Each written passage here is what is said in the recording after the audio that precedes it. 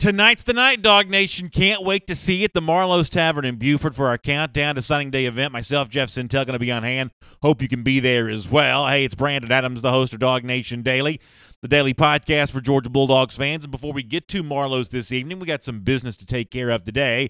Jeff Sintel will be with us for our Marlowe's Tavern Tell-All. A lot of recruiting stuff with him. I'm actually going to do something, though, on the show that I've been wanting to do now for a little while, which is look at some of the buzz that's being generated kind of outside the bubble of Dog Nation heading into 2019. A lot of good stuff for Georgia from a team standpoint. A couple of individual names already kind of getting a little hype behind them, which we don't mind around here. We think it's going to be a fun show there in that regard, so we're really glad you're with us as DawgNation Daily gets ready to begin right now.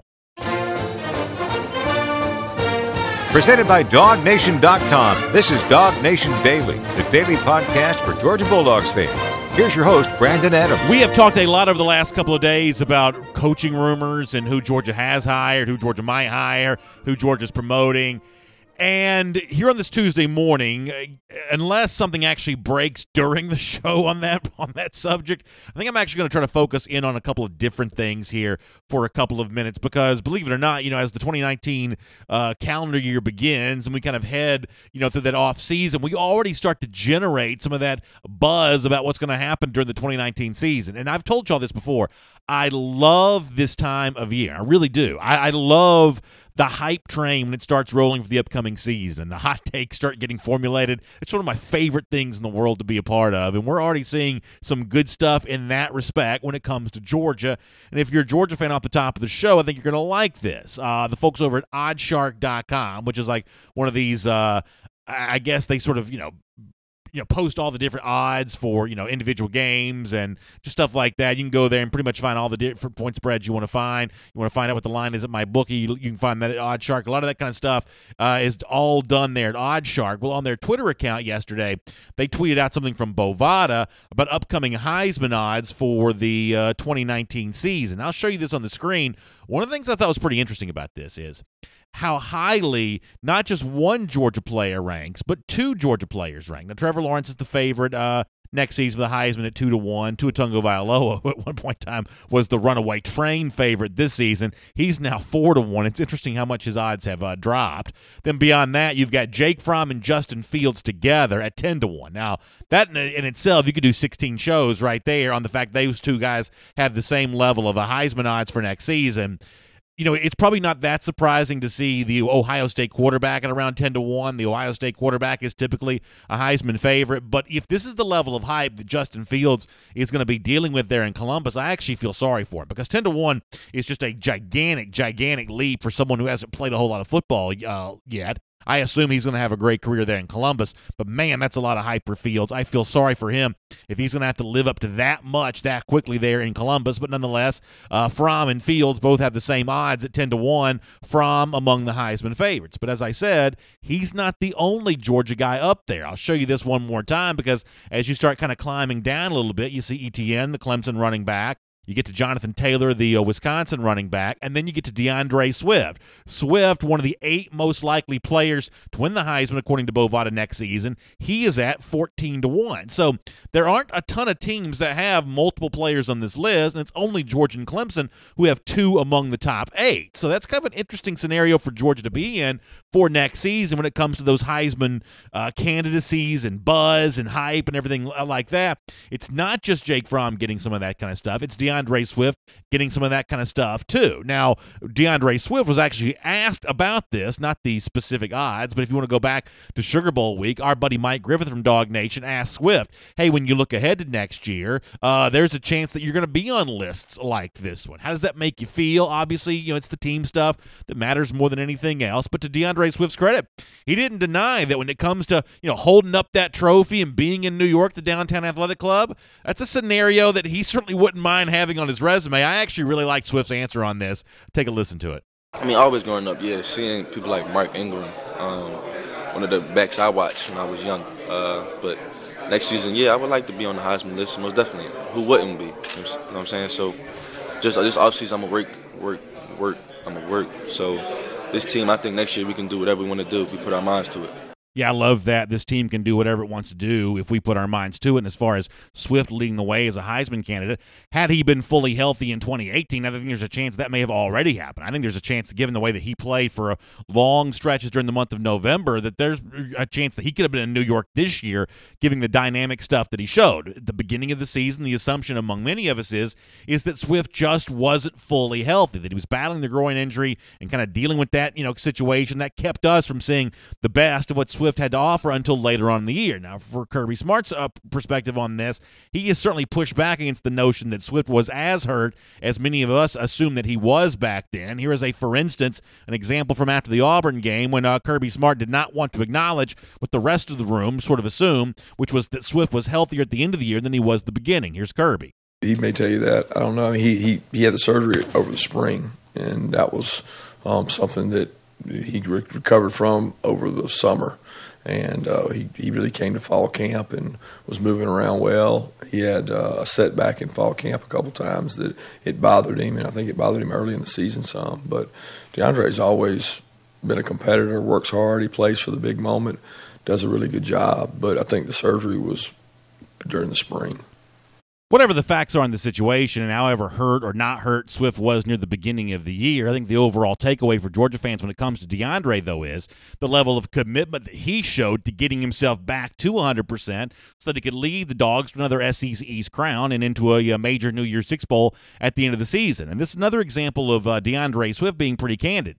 He did go into detail before the Sugar Bowl of just how much work he had to do and the extra stuff that he was doing and the level of commitment that he was showing. If you're a Georgia fan and you want to feel good about what Swift may be able to do next year, I think the way in which he worked himself back into full 100% shape in 2018 is a pretty good reason for that optimism. Here is DeAndre on the issue of recovering from a groin injury. Just getting back healthy was a big thing for me because I know when I'm healthy, like I said, the sky's the limit for me.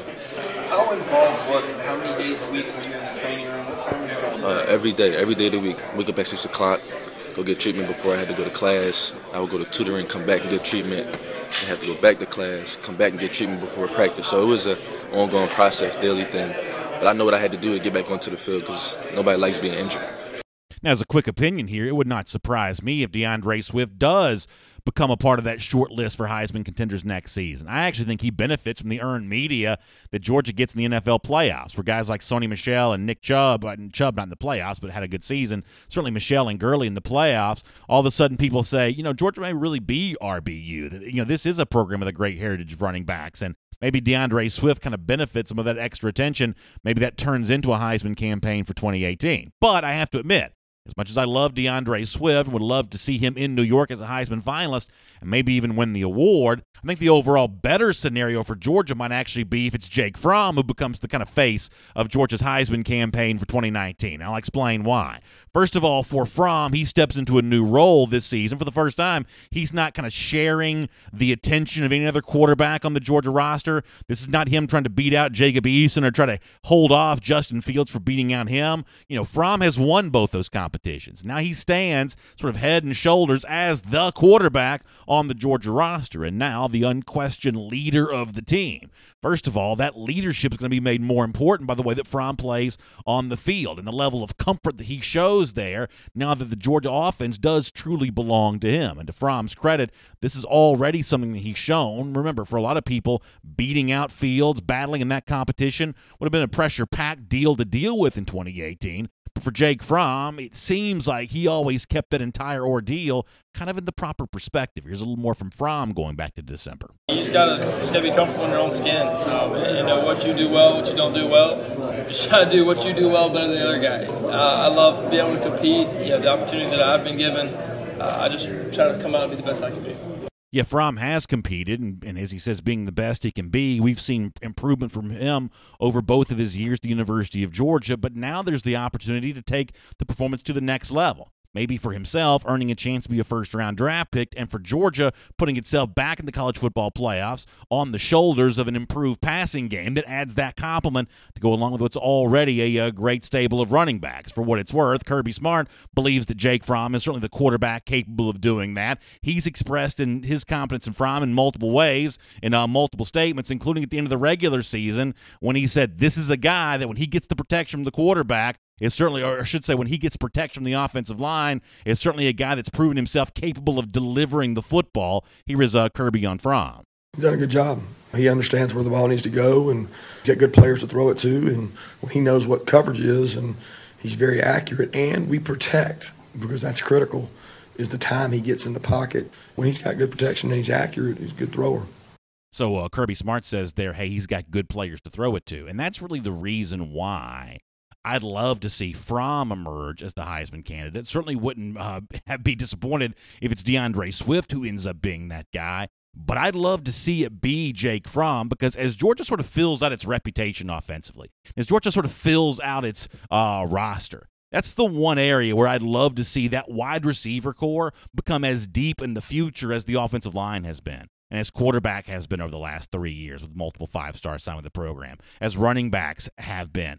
I'd love to see that wide receiver core also become filled out and just as deep and just as highly regarded and just as talented. And in 2019, Jake Fromm, as he grows and maybe becomes that Heisman candidate, certainly gives Georgia a chance to do that. And for what it's worth, when it comes to blossoming wide receivers, Fromm already thinks he's got some. When he looked at what he had in 2018, he was already really confident in their ability to get it done and beat virtually any defensive back they were facing up against. And in fact, back before the SEC championship game, Fromm essentially said the same thing. I feel very comfortable with our guys anytime they're manned up on anybody. From all the work we do throughout the summer, throughout fall camp, throughout the season, our guys are making plays right now. They're doing an awesome job, creating separation versus man coverage, whether it's zone, whether it's man. Our guys are doing a great job. So that's what Fromm said about those guys going back into December. But as you look ahead to 2019 and the crucial recruiting cycle of 2020, Georgia's going to look to add five-star wide receivers the way that it's been collecting five-star offensive linemen and running backs and quarterbacks and everything else. And a big-time performance from Jake Fromm, maybe putting himself in New York as a Heisman finalist, certainly might lay the groundwork for Georgia to become just as deep at wide receiver as it is the rest of the positions on the offense. My name is Brandon Adams. This is DawgNation Daily, the daily podcast for Georgia Bulldogs fans. Good morning to you. Thanks for being with us live. If you're watching on video, 10 a.m., DawgNation Facebook, YouTube, or Twitter. Or if you wait and hear the show on the radio at noon on Athens Sports Radio 960 The Ref, we appreciate you doing that. And on demand, any time of the day or night, anywhere in the world, in podcast form, wherever podcasts can be found, including publishing the show each day at the world-famous DawgNation.com. We're just really glad to have you with us here today for DawgNation Daily, and hope you can join us tonight for a great event at the Marlowe's in Buford. It's our Countdown to Signing Day event. I'm going to be there. Look forward to seeing you there. Jeff Sintel going to be there as well. Cannot wait for a great, candid conversation about how Georgia cleans out and clears up the board for its 2019 recruiting cycle. Oh, if you're watching on video, let me show you the address, how you can be a part of this evening. It's 3333 Buford Drive. That's the Mall of Georgia location for Marlowe's Tavern. We're going to be there tonight from 6 to 8 p.m., so please come on by and see us. What an incredible time it was last week in Dunwoody, tonight here in Buford. It's going to be a lot of fun, because it's been for the first time in a while for us to be back up north in Gwinnett County there at the Marlowe's in Buford. So we'll look forward to seeing you there for that. 3333 Buford Drive, the Mall of Georgia location, tonight 6 to 8 p.m. for our Countdown to Signing Day. Speaking of Jeff Sintel, he's going to be with us in just a couple of moments for our Marlowe's Tavern Tell-All as we go deep into the world of UGA recruiting. Before that, though, let's go around the doghouse here, presented by Brasstown Valley Resort and Spa. And there was something I was going to try to get to into the show. I think it was on Friday. We kind of ran out of time. And I wanted to make sure we carved out some time to get to this week. So here around the doghouse today is a great time to do that.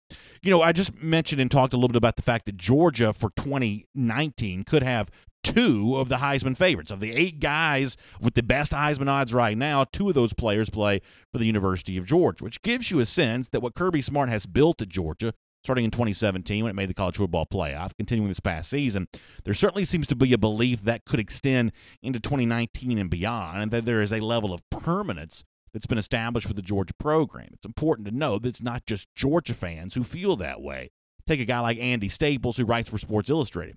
He was recently asked, which program in college football could kind of become the next Clemson, the next team to build something that lasts for years and years and years, because after all, it's not just Alabama now that's the measuring stick for how good of a program is. Now that Clemson's won its 2nd national championship and been in the college football playoff, I believe it's 4 years in a row for Clemson being in the college football playoff.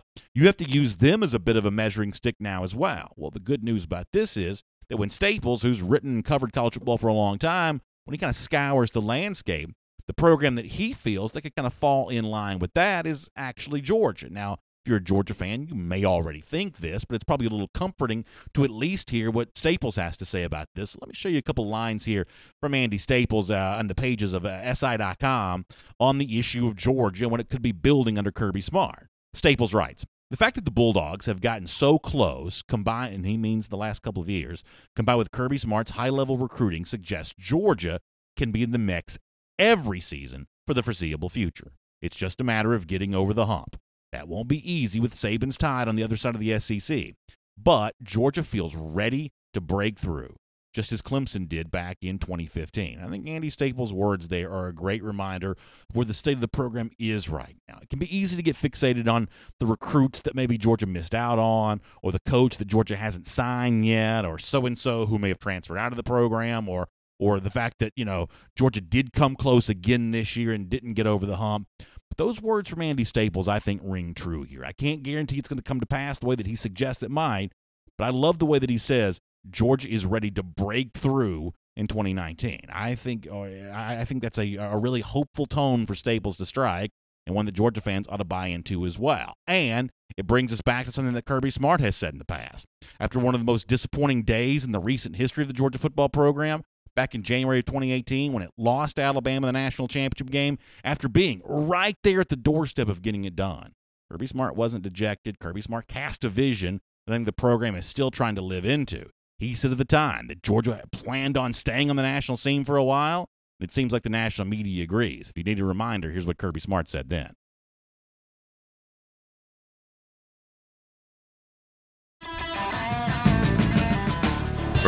Sorry about that. We'll get Kirby Smart a little bit later on. That the point is that Georgia's planning on hanging around for a while, and they're not going anywhere. It's Around the Doghouse, presented by Brasstown Valley Resort and Spa. By the way, if you have not checked out Brasstown Valley Resort and Spa, you need to make sure you do that. It's in beautiful Towns County, Georgia. I've been there. It's a great place to get away this time of year. Curl up by the fire, look out and see the mountains. Beautiful weather, beautiful scenery. Brasstown Valley Resort and Spa is definitely a place you're going to want to check out. And if you want to know more about it, the website to go to is visitbrasstownvalley.com. That's visitbrasstownvalley.com, and you can check out Brasstown Valley Resort and Spa. And we appreciate them bringing Around the Doghouse here to us on DawgNation Daily. All right, later on, we've got some other interesting things to get into, including one of Georgia's SEC East rivals that's apparently trying to make things pretty tough on the Bulldogs. We'll tell you about that. But for now, for more on the scene with UGA recruiting, let's do our Marlowe's Tavern tell-all. Let's welcome in our buddy Jeff Sintel. From Athens and across the SEC or wherever the recruiting trail may lead, here's a DawgNation.com insider.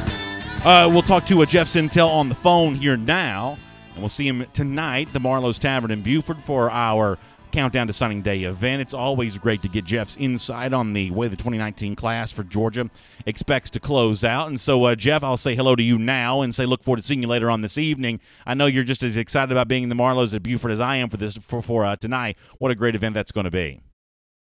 Yeah, Brandon, that's a big location right there around the Mall of Georgia for all those Gwinnett County DNDers. Buford High School's right around that area, lots of talent around that area. Just an interesting class this year for Georgia with so many out-of-state signees, though.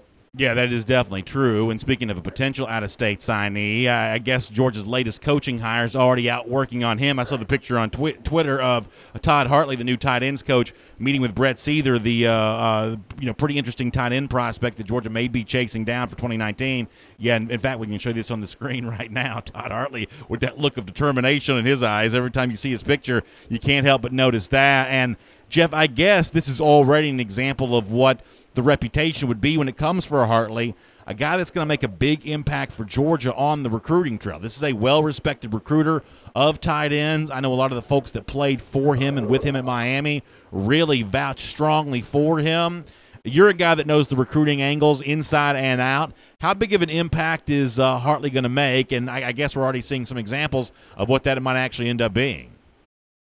Yeah, definitely. Remember the previous staff, Jim Chaney coached tight ends. He was the primary play caller, of course. and game planner. Well, Hartley's going to bring a different mix to Georgia. He's one of those double D dogs, and what I mean by double Ds is double degree dog who got his undergrad and his master's at Georgia. I think the way Hartley, catches a lot of spokes on the wheel for the Georgia machine going forward is, one, he can say to kids, been there, done that. He was actually on the staff at Georgia under Coach Mark Richt, and then he went off to South Florida. And it was kind of one of those experiences where we can look at now where he got his own foothold, his own threshold. He coached some special teams for the Hurricanes as well. But also what he did, man, and this is one of those Brandon moments here, he got a really good foothold in South Florida, helps Georgia along with James Coley in South Florida. All the coaches know him. He knows that talent area as well. And the guy's a relentless recruiter. I think he's announced in the mid-morning around 8 a.m. as a Georgia hire, and he's already recruiting on the road for Georgia. And that Seither kid, that hits on a lot of angles as well because we're already seeing it. Very rare already in the Kirby Smart era where a young man in January takes an official visit to Georgia Tech, and now this coming weekend, Seither is taking his official visit to Georgia. Very rare that we see a prospect that Georgia and Georgia Tech are in on, and that gentleman taking back-to-back officials to Georgia and also the Yellow Jackets. Yeah, that's a good point. That's going to be a little bit more of a head-to-head battle we probably see moving forward, given the staff that Georgia Tech's trying to build over there right now. And, when you look at the offensive side of the ball now, with Coley promoted offensive coordinator, with Hartley on board, this is clearly going to be a offensive coaching staff that's much better positioned for recruiting than one was before. Now, Jim Chaney's job at Georgia was to call plays. His job wasn't to recruit, but there's no denying that Coley's a better recruiter as an offensive coordinator, and Hartley's a better recruiter as the tight ends coach. So from that standpoint, Georgia would seem to have upgraded its recruiting profile on the offensive side of the ball. Is that fair to say? Yeah, because really what Chaney's role was basically working an area, which is kind of like northwest Georgia, areas like Cartersville, Alatoona, Woodstock, Cherokee County, those areas kind of just outside the metro area, some of Cobb County. And really over the last year or so, Coley had been the primary liaison for the staff with all the high-profile quarterback recruits that the Bulldogs were chasing. And, sometimes Chaney was just the point of contact with a tight end or two. We saw him interacting on social media. Not interacting, but pictures of him with Ryland Godey out of Kennesaw Mountain. And now I think you're going to see Hartley probably burn up the frequent flyer miles and the rental car miles a little bit more on Georgia's behalf, considering he's got, pockets of territory where he has expertise now. He's outside of Macon, out of Gray, Georgia, not too far away from campus is what he calls home. But then he's also got those South Florida recruiting ties as well. So I do expect Hartley to be one of those hard chargers now for the Bulldogs for sure on the recruiting trail. It's our Marlowe's Tavern Tell-All with Jeff Sintel here on DawgNation Daily. If you want to find out about big events happening at the Marlowe's Tavern in your neighborhood or special offers when they have them, check out the Marlowe's Insiders Club. Become a Marlowe's Tavern Insider by texting the word Marlowe's. That's MARLOWS to 24242. That's the word Marlowe's to 24242, and you can become a Marlowe's Insider. We'll look forward to seeing you at the Marlowe's in Beaufort tonight for our Countdown to Signing Day event. All right, let me ask you a version of the question that I probably asked you on Friday. I may have asked you more than once now. Given the latest news, Georgia seemed to go down the road a little bit with Corey Raymond. Sounds like Georgia didn't extend an offer there. Sounds like Raymond is happy at LSU. Maybe that story's over. Maybe it's not, depending on, I guess, wherever else all this stuff goes from here. But the one thing we know for sure is that Georgia still doesn't have its defensive backs coach hired and therefore has not finalized who its defensive coordinator or co-defensive coordinator is going to be. Jeff, is that a problem or is that not a big deal? I think it becomes a big deal if we get to Friday, Brandon, and some official visitors start trickling in where Georgia doesn't have the defensive coordinator settled and especially maybe the defensive back coach settled. Kaiir Elam, let's face it, definitely likely the number one remaining target in the to-do list in the class hierarchy for 2019. He's expected to make his official visit to Georgia this weekend. That comes off the heels of the Florida official visit he just took. Florida and Georgia are the alpha contenders for Kaiir Elam, to say the least. And the Gators, Brandon, I know we like to, the newsman in me likes to present fair and balanced coverage here. Maybe much to D&D's chagrin, the Gators pulled a big commitment last night in a 2020 wide receiver. It had been leaning at least a little bit behind the scenes to Georgia a lot, and that was Leonard Manuel out of South Florida. So we don't give the Gators their due much on this program, and you probably want to kick your stool or your table as we talk about this. But the Gators got a top 10 receiver yesterday in the form of Leonard Manuel. That's exactly right. I want to talk to you about Manuel in a moment because I want to get some more insight from you on that. And you mentioned Khair Elam. I want to get some insight from you as well on the official visit that he recently took to Florida as well. I do think that Florida, as you said, much to my chagrin, I love kicking the Gators around, but it's certainly fair to say the program would appear to be establishing a little bit of momentum, at least right now. And while that does not give us joy to say, honesty does compel us to admit. So I want to do some more with that with you coming up in just a moment. But before that, though, let me squeeze in something else that's kind of been going on, and that is the visit that John Rice Plumlee, at least for now, the UGA quarterback commit, took to Mississippi State over the weekend. He was there, Starkville. I know he's got a long-time relationship that goes back for a long time with the Bulldogs, I guess even predating this coaching staff, definitely predating this coaching staff. What do you make about this? Is Georgia's offer of being a blue shirt, is eventually that just going to kind of fizzle into the kind of thing that Rice Plumlee's just not going to want to align himself with? How does the fact that he's at Mississippi State and I think taking some other visits too, what is the latest when it comes to John Rice Plumlee here? Well, Plumlee, definitely. We've identified one thing about John Rice is that he's a fan favorite, to say the least. Not only is he a speedy dual-threat quarterback, but he seems to check off a lot of the boxes in terms of charisma, talent, and leadership, maybe even a good team chemistry guy. The thing here, let me start with Mississippi State. John Rice is looking for a baseball and a football fit because he's also a very talented center fielder where he can help and even be in the starting lineup for basically any program in the SEC. He's that talented. So what he's looking for is a fit for both baseball and football. If we go back to his days with Mississippi State, this young man was so talented, Brandon, that he just worked out in the midst of a camp maybe 2 years ago for Mississippi State, and that was the Dan Mullen staff. And he earned an offer from the Bulldogs, those Starkvillian Bulldogs, as a cornerback. And now he's rated as the nation's number 7 or number 8 dual-threat quarterback in the country. Still committed to Georgia. Now, I could spend half the show talking about blue shirts, but I'm going to talk about it and condense that into maybe 7 seconds. Blue shirt means you cannot have face-to-face contact with a Georgia coach in a home visit capacity, and you cannot take an official visit to Georgia. That, in the NCAA's mind's eye, classifies you as an official recruiting target. But if you want a blue shirt, that means you show up in maybe early June, late July, and you basically are on your dime until the start of the semester in August, when you become a blue shirt candidate, and then your scholarship will count towards the 2020 class. With Georgia and Plumlee, the last thing he told me is it's still the school that he sees himself at the most. And I think that's a consideration. It's just going to be weighed across all these other interests where people want him to be a 2019 recruit to sign in February and not have to deal with that unique principle of maybe paying out of pocket to be a student at Georgia for a couple of months. So that's interesting insight on that, and we'll kind of follow that to see where it goes. You mentioned Leonard Manuel a moment ago, the good-looking wide receiver that did commit to Florida last night. And, Jeff, I'm going to be really honest about this, and from time to time my anxiety level rises up. I do have a little bit of anxiety right now about Georgia's wide receiver recruiting. I even made the point off the top of the program today that when you look at 2019, right now DeAndre Swift and Jake Fromm are 2 of the 8 most likely players to win the Heisman.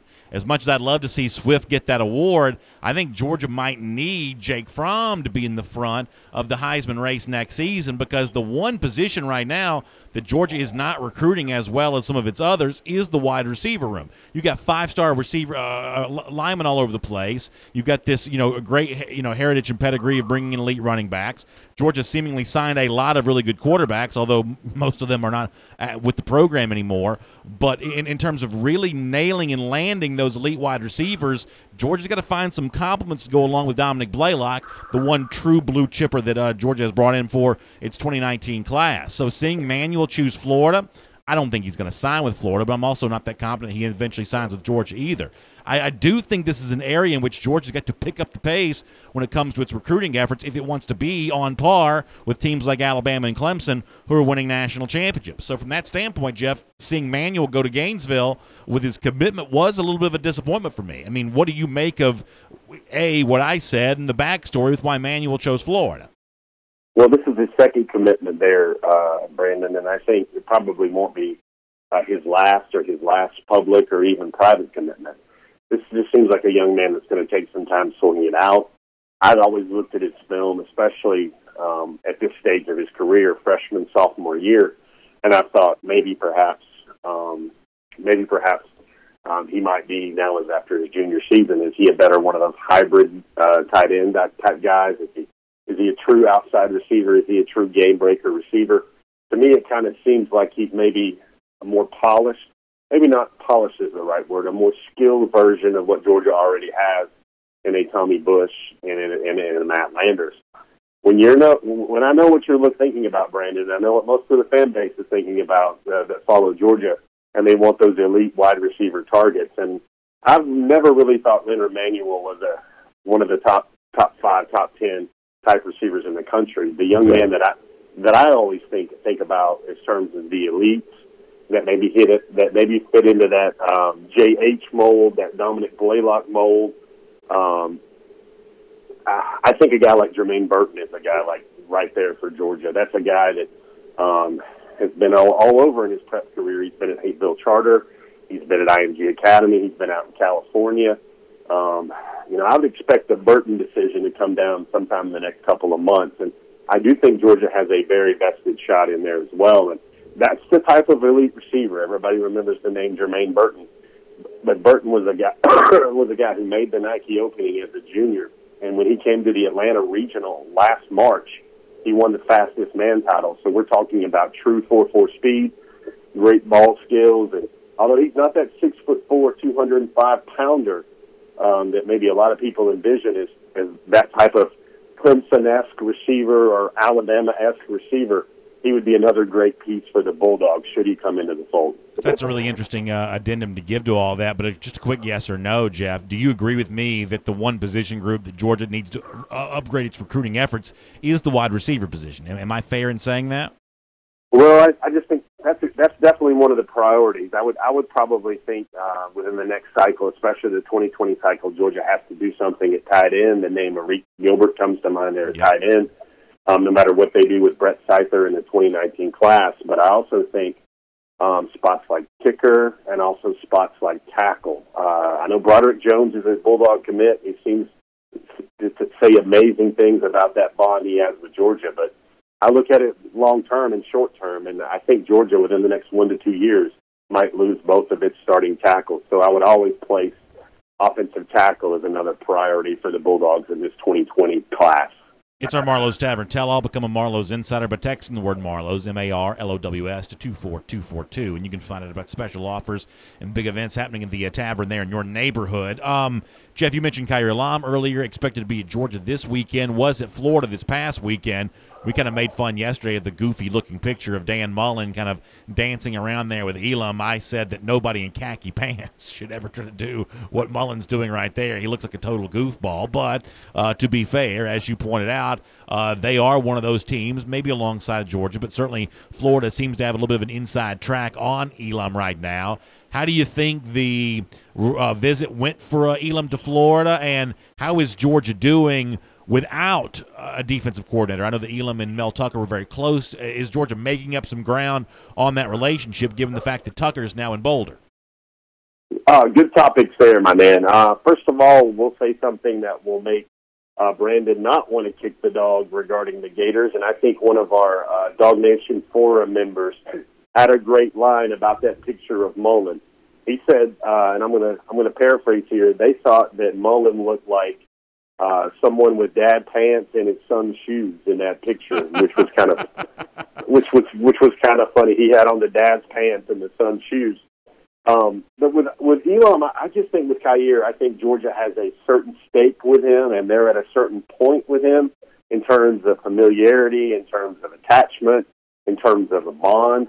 And I think the only way Georgia now elevates its stake is they present him with knowns, which is this is going to be your defensive coordinator, and more importantly, this is going to be your defensive backs coach. It's still not a full picture for him with Georgia yet, and I think the way Georgia would close on Kyer Elam is just to simply give him the familiarity and just kind of fill in the blanks on that concept of this is going to be your DB coach, this will be your defensive coordinator, so then it can compare the opportunity at Georgia with the opportunity at Florida. So let me follow up on that, because one of the things that I've been really kind of impressed with and have actually mentioned on DawgNation Daily a couple of times is what Tyreek Stevenson told you about this circumstance, that he felt very comfortable signing with Georgia even without a defensive coordinator because he felt like Kirby Smart had done a good job keeping him in the loop. That was from your video that you did with Stevenson going back to San Antonio a couple of weeks ago. Why is it that for Stevenson that wasn't that big of a deal, and yet for someone like Elam or maybe other guys that Georgia might try to sign, that looms larger? I think that I actually kind of took some comfort from the fact that from Stevenson's standpoint, he felt like he was in the loop, even if he, like the rest of us, doesn't know who the defensive backs coach or defensive coordinator is going to be. He sort of felt like whatever Kirby Smart had told him had put him at ease and kind of made him feel comfortable. I believe that was the word that he used. Why the situation with Stevenson being so different than Elam in that regard? That's a good talking point. I think with Stevenson, there was the urgency if he was signing during the early period and he was enrolling in January, and he felt a certain type of way about Georgia, about how, let's face it, I mean, the Bulldogs could hire Bill Belichick Jr. as their defensive coordinator and their defensive backs coach, but there will always be the mindset that this is Kirby Smart's defense. He's a defensive-minded coach. He will have a hands-on approach to the defense, the calls, the game plan, and shaping that side of the ball during his time at Georgia. And I think that's what Stevenson felt. He knew that Kirby Smart would go out and hire the best of the best. I think the way the dates and the timing lines up here with Kyer Elam is that Georgia simply has the chance to further its case and to build its case by actually removing that unknown and saying, Kyer Elam, this is going to be your defensive backs coach, and it will give him a chance. I'm going to make sure I say these words carefully. It will give him a chance to feel better and to increase the current attachment level to Georgia, whereas Stevenson was at a certain point, and he knew that was what he thought Georgia was going to be, but he didn't have the opportunity to feel better about Georgia.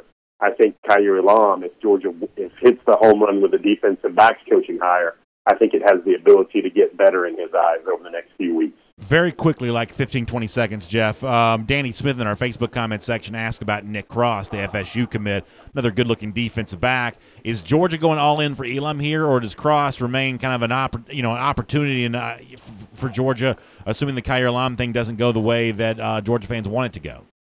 Well, I mean, he's one of the names. I think Nick Cross is maybe one of the more tangible names left in the 2019 cycle instead of a guy like Darnell Wright. Javon Shepard is a guy that's a tackle out of the state of Texas, but not very likely to choose Georgia, but might visit Georgia. I think Kyer Elam, I think Brett Seither, I think those are some of the names. And then Nick Cross. Nick Cross also, his connection to Georgia was tied with Mel Tucker.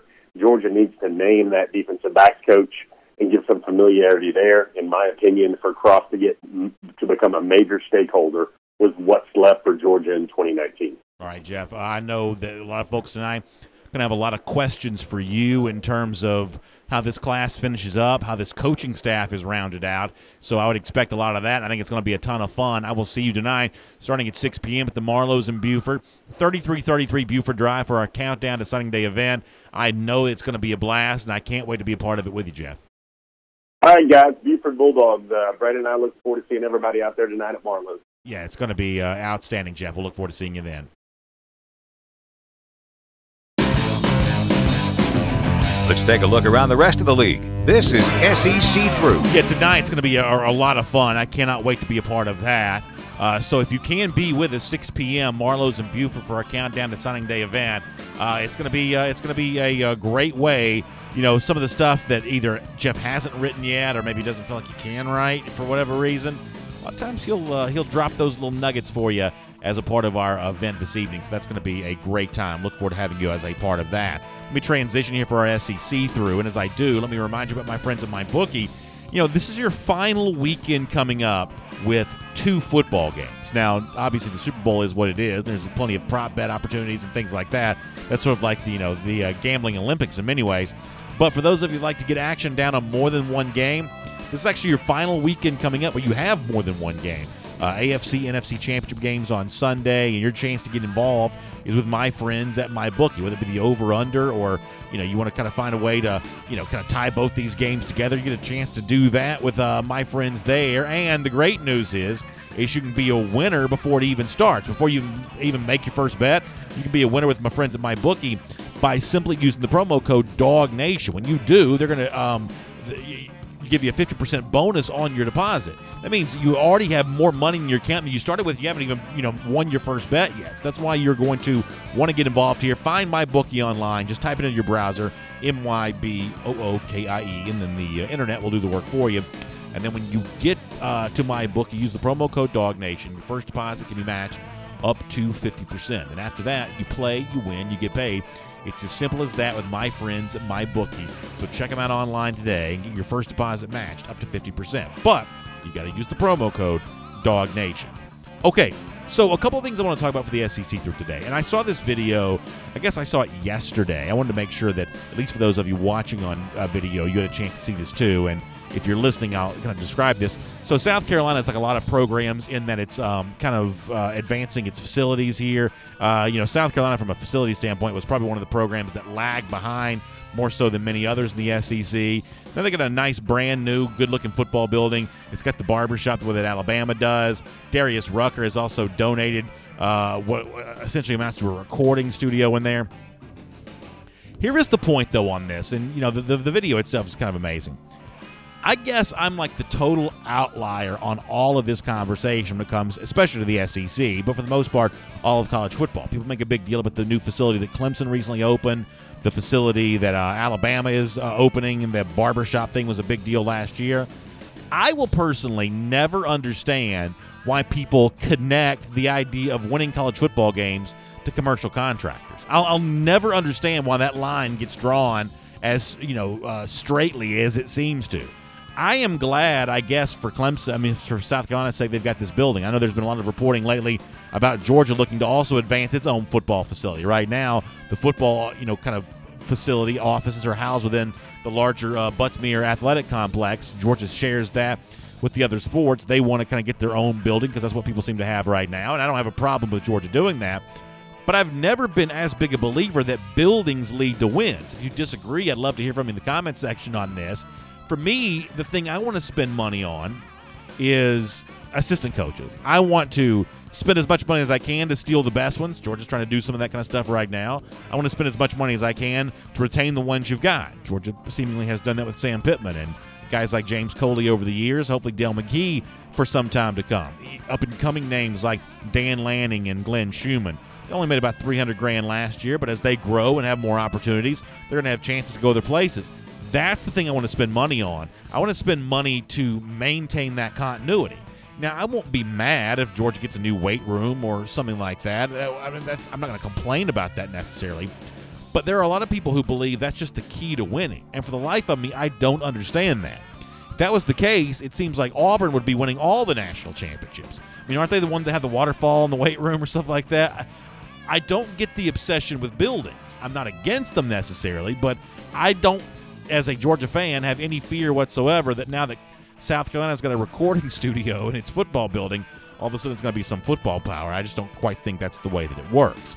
As we roll on here, though, with our SEC through, I thought Tom Fornelli, CBS Sports, had a really interesting article the other day. And, Jeff mentioned this. Around here we hate the lousy, stinking Gators. And for the last couple of years, we have really had Florida to kick around for being kind of a joke in college football. Now, I still think that Dan Mullen is a joke. The picture with him and Kaiir Elam is sort of an example of that. I think he's a phony fraud in terms of trying to make himself, seem cool and hip when he's really the squarest guy in the room. But the one thing you can't deny is there's a little bit of momentum around the Florida program right now. I would suggest they are the point spread favorite to land Kaiir Elam. They've gotten the commitment from Leonard Manuel, the 2020 wide receiver, even if I don't think that sticks. They've gotten it for right now, and they were unquestionably better on the field this season. Fornelli kind of points out why, and I don't take any great pleasure in telling you this, but it is a fact you need to understand. I think that point differential, how many points you scored compared to your opponent, and how you improve from one year to the next is a pretty interesting way of looking at college football. What Fornelli points out is if you look at the teams that improved the most in terms of their point differential, how many points they scored minus the points they gave up, improvement from 2017 to 2018, Florida is the third best in all of college football, behind Cincinnati and Utah State. We don't care about that. But listen to this. Florida's point differential from 2017 is minus 57. They gave up 57 more points than they scored, which for an SEC team is terrible, especially one that would think of itself as a power. But in 2018, they scored 195 more points than they gave up. That's a major improvement. That's a plus 252 change, and it led to 6 additional wins in 2018 than 2017. I mean, you have to admit here, Florida as a program doing a little bit better job. It's one of the reasons why we started the Gator Hater Countdown we did and continue that now with the Gator Hater Updater. We think that over the course of decades, Florida's a pretty good measuring stick for the Georgia program because they're not going to stay down forever. Now, we'll have to wait and see if in 2019 they do live up to the hype the way that it seems to be building here this offseason. But the window of Florida being terrible and Georgia being able to feast on a easy-to-claim SEC East, that window may be closing just a little bit here. It's at least fair to bring that up. A couple other SEC stories to get to here quickly. Devin White has declared for the NFL draft. That's the really good linebacker from LSU. He moves on. LSU has probably dealt with more of this kind of stuff than any other program in college football. I don't have that number for sure, but if you go back and look for years and years and years, they've had a great number of juniors moving on the NFL draft. But for the last 2 years, despite the fact they've had 4 more guys going every single year, they've actually improved their win-loss record in each of those years, even dealing with these defections to the NFL. It's one of those things the LSU program has gotten good at, and now Georgia's going to live in a world where it's also going to have its own NFL defections as well, and we'll see how Georgia handles all of that. But Devin White, who was a terrific linebacker for the Tigers a year ago, is now on his way to the NFL. T. Martin, most recently as USC offensive coordinator, he got fired from that job. And in terms of a sterling coaching reputation, Martin's probably taken some blemishes here as of late, but he's going to try to rebuild that by coming to his alma mater, Tennessee. He's going to be on Jeremy Pruitt's staff for next season. I guess as of now, we don't quite know what role Martin's going to be in as of yet, but Martin is going to be back on the Tennessee staff. So this will be another opportunity to kind of get in and do some recruiting there for an offensive staff. Remember, somebody's going to have to help out because we don't say this tongue-in-cheek. It's really true. Jim Chaney's not a truly elite recruiter, so you're going to need some help there somewhere, and apparently T. Martin's going to provide that for Tennessee. And then finally, Austin Kendall, who you may not know a ton about, but I think at one point in time was expected to be the heir apparent at Oklahoma as its next starting quarterback, but they're bringing the hotshot freshman here. So Kendall's actually transferring from that program. And on his Instagram account, it looks like this is from his Instagram story, he and his family seen at Auburn. So Auburn right now, which does not have its starting quarterback figured out for 2019 at all. You've got Joey Gatewood, who's been in the program, Malik Willis, who's been in the program. I don't know that either of them are necessarily future starters in the SEC. Bo Nix coming in, the freshman, who is, I guess a pretty good prospect, but be tough to hand the reins over to him as a freshman. So Kendall visiting Auburn is a pretty interesting thing to consider here for a guy that's a pretty good-looking prospect. So Auburn got some pieces in place, minus the quarterback right now. They got helped on defense when Marlon Davidson and Derek Brown decided to return to school. Follow this story in terms of what Auburn might do to make itself more of a contender in what could be a very interesting sort of put-up or shut-up year for Gus Malzahn there. We'll make that your SEC through. Okay, really quickly, before you have a chance to wrap up the show, I want to send out some congratulations here to some of the other Georgia sports teams. Now, on this show, we'll kind of always talk 99% football. That's obviously what you all want. But there are a couple things recently that I've been wanting to mention, haven't had a chance to. First of all, congratulations to the Lady Dogs basketball team. What a great win on Sunday against Tennessee. Lady Vols came into Athens. Georgia had gone down to the wire with Mississippi State, another good team on Thursday, lost that game, came back and won on Sunday. That's a really, really good win for the Lady Dogs. Congratulations on that. I saw with the UGA baseball team, the Diamond Dogs, as they're called, the D1 baseball rankings came out yesterday, top 25, and Georgia preseason number 9. So a pretty good ranking there for the Bulldogs there in that regard. That's really good to see. And then, of course, tonight, Stegman Coliseum, big-time Super Tuesday game for Georgia against Kentucky. Wildcats, I believe, about a 7-point favorite there. But that's a pretty big, important opportunity for UGA tonight. Tom Crean wants the crowd making a bunch of noise. I'm sure he's going to get what he wants there in that regard.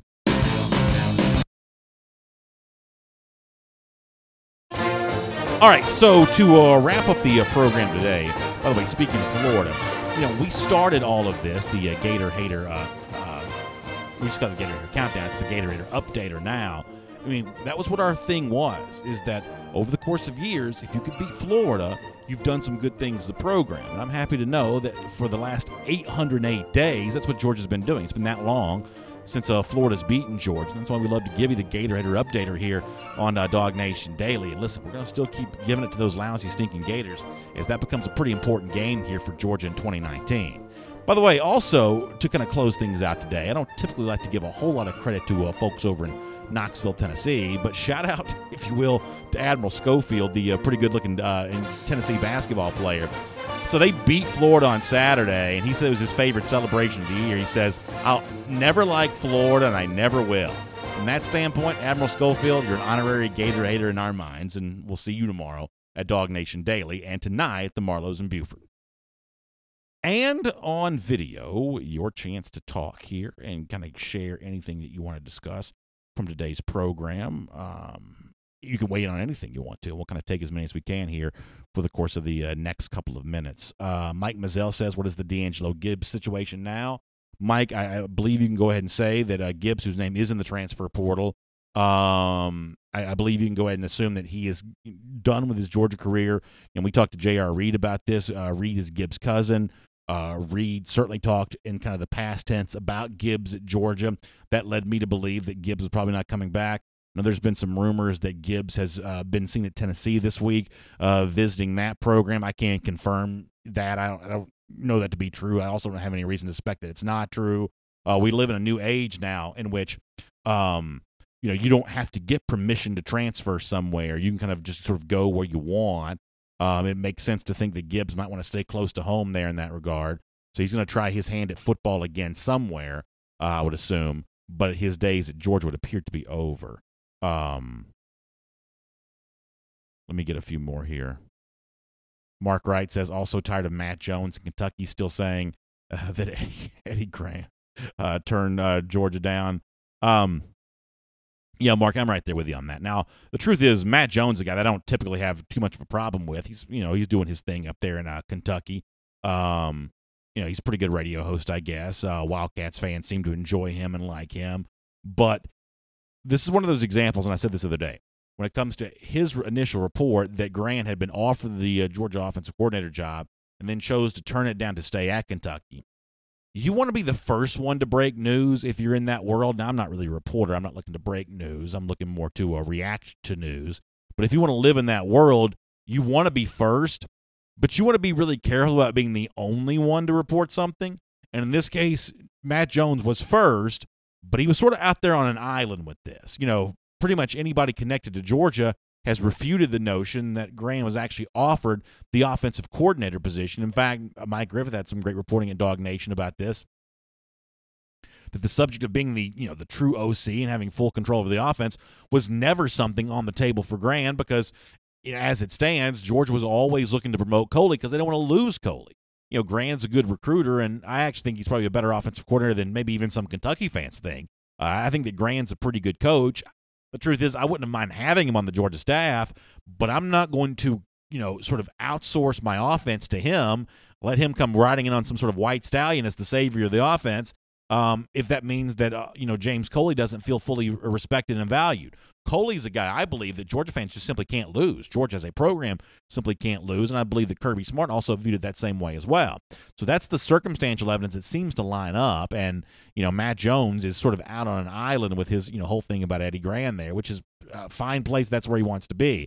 But in terms of casting a validity to your report, if you're the only one who has that, I'd be a little nervous about that. In fact, one of the sources that he cited as backing him up, Football Scoop, which is a pretty good website that does cover these coaching rumors, he had to go back, Jones did, and delete the tweet where he said that because Football Scoop actually changed its version of the events after initially saying that maybe this is indeed true, that Smart had talked to Graham about the OC job and offered him the job. Football Scoop totally backtracked on all that, and then Matt Jones went back and deleted the tweet. But around here, we save receipts on that kind of stuff, and so that's at least worth pointing out. Shane Guy says, what happened with him, BA? I'm assuming this is D'Angelo Gibbs. Listen, there are no shortages of rumors about Gibbs' situation at Georgia, but I do truly believe that's not my story to tell. And that's not my news to break. And the only thing that I'll say is that I saw a lot of Gibbs' film going back when he was in high school, and I thought that Gibbs was a sensational athlete. I believe that he probably is still a sensational athlete. So as a fan, I'm disappointed that athleticism that I've seen from him was never fully put on display at Georgia. And I do truly wish him well in terms of, figuring out what's next for him. I believe, I met D'Angelo one time. Because of what I do, I sort of live in this box all the time. I don't always, by box, I mean the studio, I don't always get a chance to meet all these young men, but did meet D'Angelo a couple Januaries ago at the Touchdown Club of Atlanta banquet. We had a long conversation there that night. I really enjoyed that. I was impressed with him. I thought he was a sharp. First of all, he was incredibly well dressed that night. Had like this, like tailored suit on. But more important, you could just tell he was really, really excited about beginning his Georgia career. And I enjoyed that conversation so much. And I left very impressed with him. And as it stands now, it looks like what I sort of hope for, that opportunity when it comes to D'Angelo, that's not indeed going to take place. But I still wish him well. And I'm a believer that football can be such a positive impact, a terrific change agent in the lives of these young men. Even though as a fan, I like to see Georgia beat the other teams.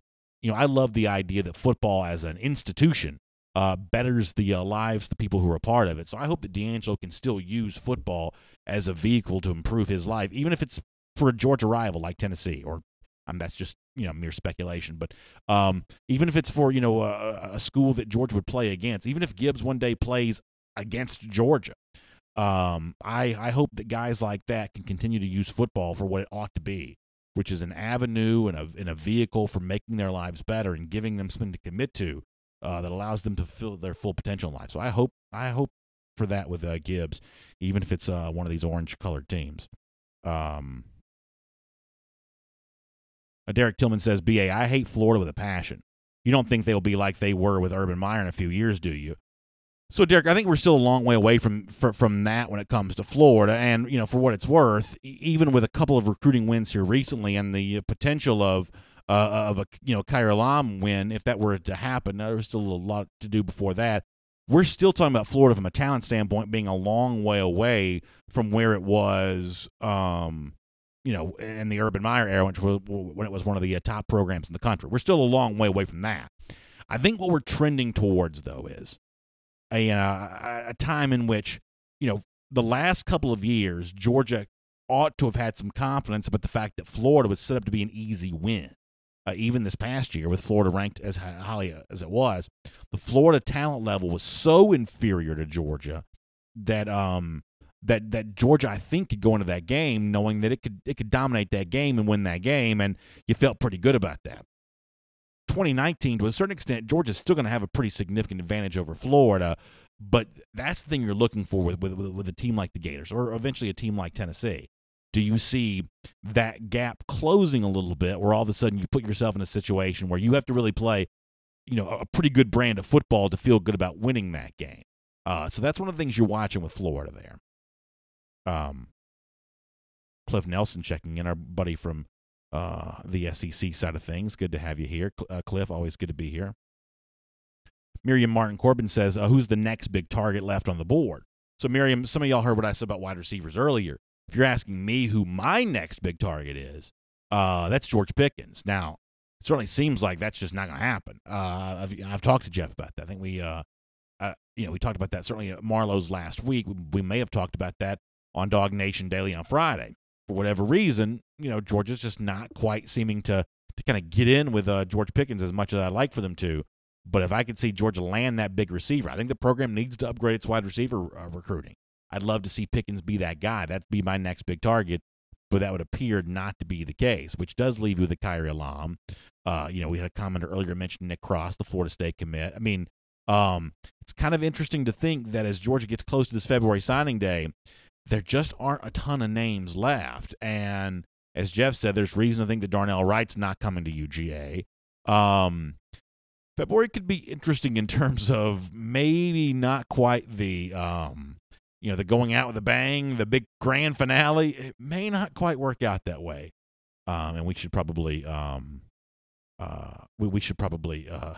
set our level of expectations for that. All right, let me go over to let me get one more from Miriam, then we'll move on. Miriam Martin Corbin says, when it comes to the defensive situation, is Derek Ansley still being considered, or is he the top pick? So we can certainly say that Mike Griffith's report from a few days ago that Ansley would be a consideration for Georgia, that Georgia has interest in Ansley. But as it stands right now, that's kind of all we've had on this. We've had a certain level of radio silence, seemingly, between the Georgia camp and the Ansley camp when it comes to that. The fact that the Corey Raymond stuff was essentially confirmed would lead you to believe that Georgia's at least talking to other people. I don't think that, maybe Georgia's not going down the road with Raymond if it thought it for sure had Ansley, so you may be reading into that what you will. I thought that Jeff's point was kind of interesting today because he volunteered this on his own, that if Georgia doesn't have this wrapped up by Friday, it is a problem for recruiting. That was, I certainly didn't, set Jeff up to say that. He kind of volunteered that for himself. I think that's kind of an interesting take on that, so that kind of leads you to believe that, and Jeff, by the way, was kind of, saying the same kind of thing about the offensive side of the ball, that Georgia needed to kind of square that kind of stuff away. So Jeff is not necessarily downplaying the absence of the defensive backs coach right now. And I know some people are saying, I saw this in the comment section earlier, well, if you want to get one of these big-time guys like Raymond or somebody like that, you just got to give him the DC job to get him to come.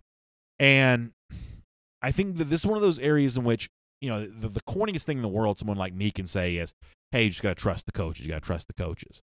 But when it comes to the evaluation of Dan Lanning, who I'm assuming here, or Glenn Schumann either one, but right now it feels more like Lanning because of the extra attention he's gotten as of late. Kirby identified these guys as very young coaching prospects. If Kirby Smart's not willing to go away from them as defensive coordinator or co-defensive coordinator with maybe more than 50% of the responsibilities, if he's not willing to do that, I think that's one of those, areas in which you kind of got to trust him just a bit because, after all, I mean, I'm a guy that follows college football closely, but I'd never heard of Glenn Schumann before Kirby Smart brought him with him to Athens, made him the first hire. Dan Lanning was an unknown to me before he came here, and then once you see him in action on the recruiting trail and in practice, you're led to believe, oh, yeah, he's a guy that's cut from the same cloth as all these other guys are. So would Kirby like to have a guy like Corey Raymond as his defensive backs coach? I think he really would. Does Raymond want to leave LSU, a place where he's entrenched, for something less than defensive coordinator? There's a chance he might not. But the fact that Kirby Smart's not willing to offer that up as a way of rounding out the staff the way he wants to, I do think that Kirby has earned a relative degree of trust about that, especially on this side of the ball, which is where his area of expertise lies as it is. All right, over here on YouTube for a moment. Surfer Boy 3000 says, who's on the target list for a stud tight end? So Surfer Boy, when you start looking at those elite tight ends for 2020, I mean, the name that's going to come up here is Arik Gilbert. That's the guy that has a chance to be the real game-changing tight end for the class of 2020. And, when you talk about, big-time tight end additions, that's a guy that you're going to think about and pay very close attention to for sure. Cliff Payne says on YouTube, not worry about any SEC East opponents. Bama has set the bar, and the Dogs to get over it now. Close isn't good enough.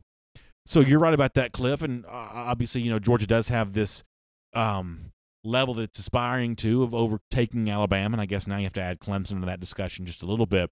But you do have to keep at least, some mind towards who Georgia has already overtaken and who's trying to regain its ground against Georgia for two reasons. First of all, teams like Tennessee and Florida, and to a certain extent Auburn, are going to keep working to try to get better.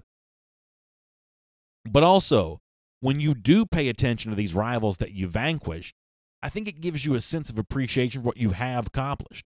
It's easy to look at Georgia and if you only measure it by what Clemson and Alabama do, I think it's easy to assume that Georgia's done nothing as a program. Well, Georgia's just, as Andy Sable said, kind of close but no cigar type scenario. But, Florida's trying its hardest, and it's still a long way from Georgia. Tennessee's doing everything it can to build its program, and odds are it's going to get blown out by Georgia for a third consecutive year. Auburn has thrown the kitchen sink at trying to be a major contender, and it would appear to be eroding a little bit. Beating Georgia has proven to be a very difficult task for Auburn. After winning that game last November, lost the last two to the Dogs. So I think it's important as a fan to not just sort of have the perspective of who it is that you're chasing, but also who it is that you're passing up, because those teams are trying to gain ground on you again, but also it gives you a sense of appreciation for what you indeed have done. Enrique Murillo says a nice thing here. He makes his schedule to be open on DawgNation Daily. Enrique, we appreciate you checking in on us for that. Chime-In Dog says, hey, B.A., what about Dan Lanning for D.C.? I certainly think in some capacity Lanning's going to be in some role like that, whether it be sharing those responsibilities with Glenn Schumann or sharing those responsibilities with the defensive coordinator. I should say a defensive backs coach that Georgia hires. That's the direction we're kind of going here, I would certainly think. Connor Riley joins us. Yeah, hold on, it was a good comment. GBT says, BA, if we have Swift over on YouTube, Swift has over 1,000 yards, a wide receiver over 1,000 yards, and Fromm over 2,500, 3,000 yards passing, we winning the championship. I would say that's probably a very good chance of being yes. I would say if you're going to have a receiver with over 1,000 yards next year, one, it's probably Jeremiah Holloman. Mm-hmm. Two, I don't know how likely that is, again, just given Georgia's offense. Now it's going to be different, obviously, with James Coley, but we've only seen one 1,000-yard receiver in the history of the program, which we talked about yesterday. And I actually think Fromm, if Georgia's going to have a 1,000-yard receiver, he's going to need more than like 3,000 yards. He's going to need to spread his targets around to a number. Yeah, that's probably true. I'm probably not great at the math on that, but just in terms of the idea of even if you want to like lower it below 1,000, I've actually written about this before. No team in the college football playoff era has won a national championship without having a receiver get at least 900 yards.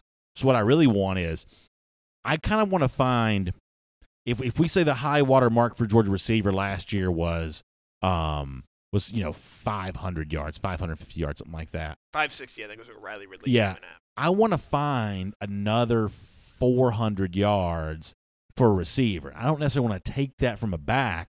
I just want to find 400 more yards, averaged out over the course of of a season. What is that, about 40 yards a game, something along those lines, a little bit less than that.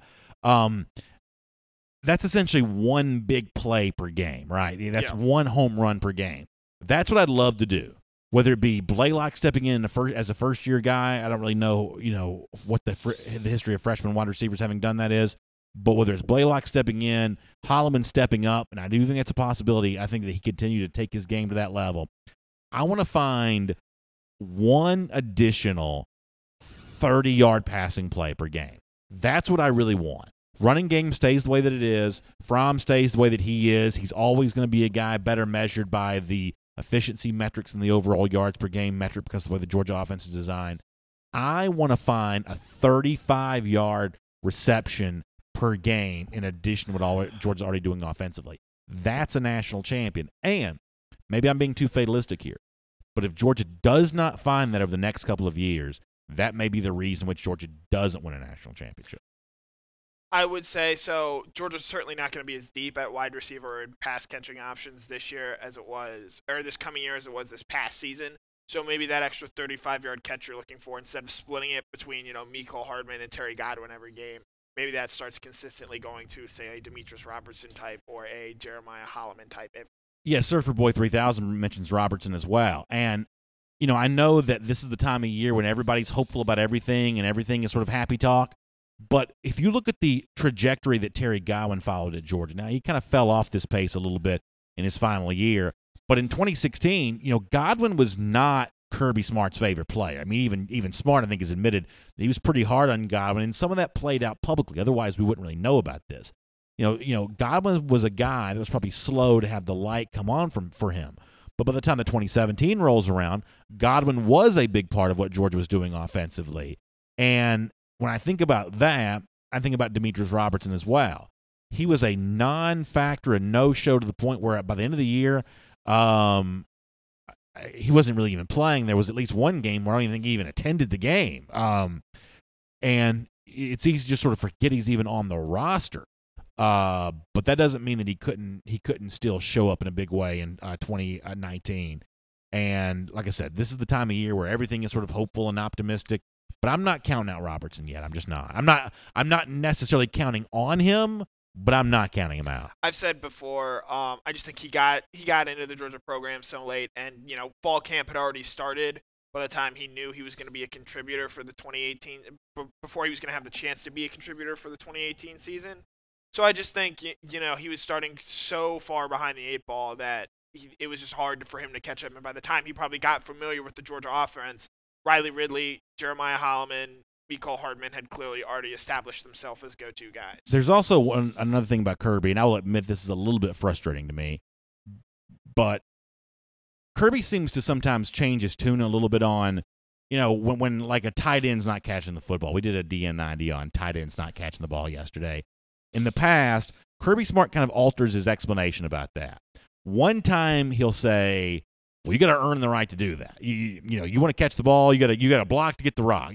Sometimes that's the tone that he sets. Other times it's more about well, listen, the route just didn't go that way. That's just not what the play was designed to do. That's, Jake's got a lot of reads, and that's just not the read that came up. So sometimes it sounds as if not getting catches is a demotion or some sort of punishment, and sometimes not getting catches is just the way the ball bounces in a complicated game of SEC college football. With that in mind, it would not surprise me if part of the thing with Demetrius Robertson was more of a, hey, don't think you're going to come into this program, or for other wide receivers watching Robertson, don't think you can come in this program and just because you can run fast and get open, all of a sudden we're just going to start tossing the ball a whole lot without you doing the other things that really make this program great. Tackling people on special teams, blocking for running backs, the selfless things that receivers are asked to do. We don't know that Robertson truly wasn't good at those things, but we can assume that he wasn't just based on the mountain of circumstantial evidence that's out there.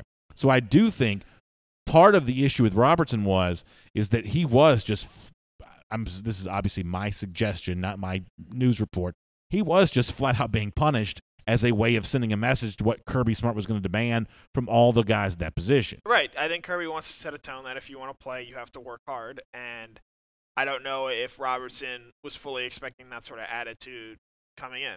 But change the subject. We had a lot to talk about on today's show. It was a full show today. It's a little surprised we didn't talk on the event that was the Clemson football team just devouring and going after all the fast food that Donald Trump had laid out for them at their visit at the White House. Yeah, I don't know if y'all saw this yesterday. They visited the White House, and there was something really kind of striking about seeing like fast food served on silver platters. Yep. I have to say I really like that. The fine china. Yeah, and a lot of people made a big deal about, they're only getting fast food. I saw one headline was, they're not exactly rolling out the red carpet for Clemson. Essentially an all-you-can-eat buffet of fast food. Do you know how happy this probably made the Clemson players? A lot, like those guys probably don't know how good lobster tastes. So they're going to be adverse to having to try some of that. Whereas if they see a Big Mac, they're like, yeah, I'll have 3 of those. Yeah, exactly. So. I mean, that's what they want. I mean, Mark Rick used to always joke about this, that in the old days of the G-Day game, they used to have a competition where the winning team got to eat steak and the losing team had to eat beanie weenies. Well, Rick said, and a lot of the other players I think have backed this up as well, the players like the beanie weenie's better than the steak as it was. That, you know, when you're 18 years old, and I was the same way to a certain extent, I still am, when you're young like that, you don't have a very sophisticated palate. Right. You don't want ossobuco or something crazy like that. Right. You want, you know, the fast food deal. Now, I will say there was some fish fillet on the table. There's not enough money on this planet you could pay me to eat a lukewarm fish fillet. But well, you brought up a really good point. That's the only thing that I will say is like fast food was one of those things. Everybody's got their own favorite when it comes to fast food. It's one of those things. If you don't eat it piping hot the moment it comes out of like whatever it was created in, your mileage may vary with depending on which fast food restaurant you prefer. If it's not piping hot, it's essentially not food. I mean, it's very easy to be reminded of how close to not being food fast food is when it's not piping hot. Mm-hmm. Now, you know, some people have wondered traditionally in the past, you know, what do teams when they go to the White House, what do they have to eat? Well, a good friend of the program, Mike Johnson, who, you know, knows a thing or two about visiting the White House, he weighed in and he said, he tweeted this about an hour ago. So I've been trying to remember our trip to the White House, and after talking it over with Preston Dowell, I'm pretty sure we had a Popeyes box lunch picnic near the National Mall. So for the record, 22-year-old me would have also dominated the Wendy's. Oh, yeah. Now, Mike Anderson on Facebook says that he thinks the players do want steak. I'm just telling you, my experience is, now I know when these guys go on their official visits to Georgia takes them out to a nice meal, and you know, they do some of that kind of stuff for their official visit. But for the most part, I mean, my experience with a lot of these college football players is they really do. They just like sort of basic food. And I was like that when I was 18. I'm still sort of like that now. I think they were way happier yesterday than they would have been with any other option. Way happier. Now, I will say I would much rather have some Popeyes than some lukewarm McDonald's. You know, you get a nice 3-piece. You get some I go Cajun fries. You know, you like the mashed potatoes there. I do. But, you know, Popeyes is tough to beat. The problem with having the Popeyes is it's almost like you couldn't have enough of it. You know what I'm saying? It's like you'd have like you'd have to keep like restocking it over and over again because I would imagine that group probably did a lot of damage on the burgers. My guess is you get a nice big serving of all the different varieties of Popeyes, the spicy or the mild, whatever you want. They could probably knock that out pretty good there in that respect. Spicy's the way to go, though, with Popeyes. I feel like you have to. Well, yeah. I mean, if you're sophisticated, that's what you gotta do. If you breathe out of your nose, then spicy's the way to go. Haley and Jeff Gabala says that that's what they ask for. Dabo said. I don't know if he means that they ask for the Popeyes. That's kind of cool to hear if they do that. Richard Smith says, I'm out of touch. I don't think so. I feel like I've had players actually tell me this. In fact, we just mentioned a player that told us this. From this perspective, I think I'm getting this from firsthand information. Van Bird said when my son was 18, he would have eaten fast food before a steak every time. Yeah, I mean, listen, it's hard for me to eat a meal with my kids as it is because they want to put ketchup on everything. Now, my kids are also really, really young. So it's like, I don't know what age you grow into like a taste for like fine dining. Now, I guess if you live on Tuxedo Lane, I guess you probably are born that way. But my son who's 7, he's like just squirting that ketchup on everything. So yeah, when these kids are young, they like a little less sophisticated food from time to time. Yeah, Philip Jordan Wells likes the spicy Popeyes. No doubt about that. Mark Cochran says I wouldn't have complained about the McDonald's. Most college kids would, be doing that. That's probably very true as well. Yeah, I don't think anyone was complaining. Like, I don't think any of the Clemson players were complaining about food. It's just it's a funny spectacle of, you know, the White House, this prestige image, this pristine image, and you've just got a ton of like fast food just on all this expensive china and all this expensive silverware. Well, the really big issue, and by the way, I like Jacob Thompson's line on YouTube. He says the Clemson players probably eat their fries with mayonnaise. That's a pretty good line, Jacob. I don't mind that. Hashim Spike says if you got to go fast food, at least make it Chick-fil-A. I guess that was kind of it was a glaring weakness. Are there Chick-fil-A's in the the district? Yeah, there are Chick-fil-A's. They're not Chick-fil-A's everywhere. I can confirm there are Chick-fil-A's in the district. Elite Baller says, love that chicken from Popeyes. Yeah, kind of an interesting thing to see. The other big thing about this is, for like football players like this, and really just college students in general, they're just sort of always hungry as it is. Mm-hmm. So it's like they're just glad to have some food. I'm barely out of college, and I'm always hungry as is. So Yeah, no doubt about that whatsoever. All right, let me get a few more comments. We'll get ready to roll on here for today. I hope that you all can come out and see us. By the way, Winfred Steinspring says you could have had some pizza there. Domino's was there. There was Domino's. Oh, what was there? Because, that's a big thing with Clemson anyway. Hasn't Dabo, hasn't he bought pizza for, the whole university? Yeah, pizza party. When they get into the playoff, they do a pizza party. Which kind of actually brings us back to the other topic we were covering, because one of the ESPN reporters took Dabo for a slice of pizza. It's going to be like one of those human interest type stories or whatever. And she ordered, fancy, artichoke, blah, blah, blah, blah, blah. And Dabo's like, I just want pepperoni on mine. Just give me pepperoni. Just give me a slice of pepperoni pizza. That's all that I asked for. Yeah, no doubt. Greg Knight says the team didn't complain. It was the media the ones that tried to talk down on it. Yeah, I mean, I think what this is to sort of defend the media, it's just sort of too interesting not to at least pay some attention to. But in terms of talking down to it, I don't know there's anything to kind of talk down to. I think people kind of enjoyed it. In fact, you see this a lot with I love golf, right? And so every year there's the Masters Champions Dinner.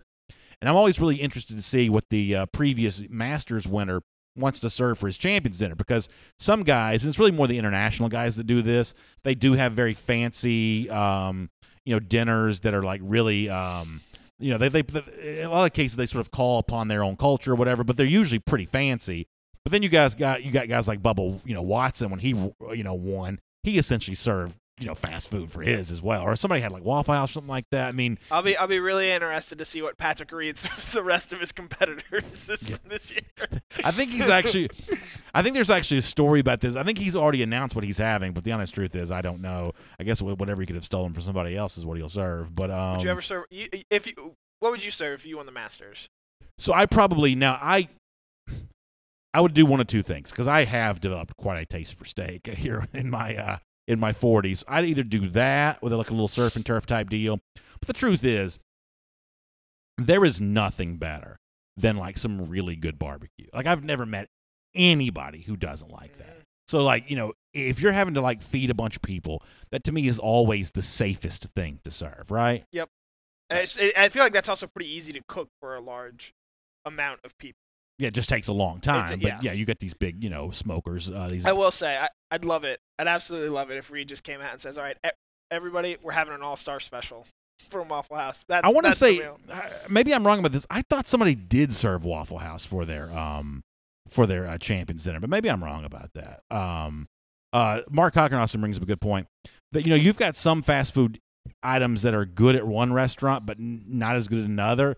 This is your chance at the White House to sort of pick and choose what you want. You can get fries from this place, burger from this place. Big Mac from McDonald's. Yeah, you can kind of it's your own sort of fantasy booking opportunity here to get the fast food that you really want. Ron Willard says college kids would eat like Frankenstein. Only a lack of food is bad. Yeah, Ron, that's been kind of my experience there as well. Let me get a few more. Which Georgia player, when Georgia wins a national championship, and let's say they do the fast food buffet thing again, which Georgia player do you think would eat the most food? That's a good question. Obviously, it's really easy to go the direction of the biggest Georgia players. It's very easy to imagine Ben Cleveland just eating just eating. He just keeps eating. Just actually eating the White House.